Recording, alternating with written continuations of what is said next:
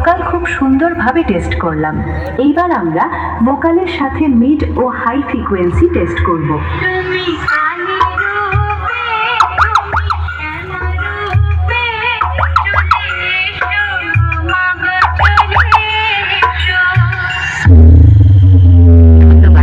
এটাও খুব সুন্দরভাবে টেস্ট হয়েছে।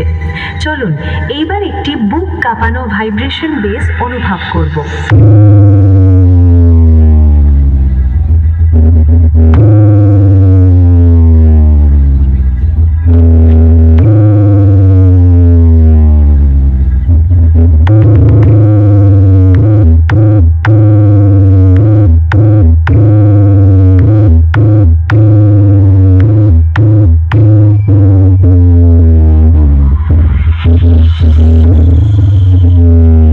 ধন্যবাদ।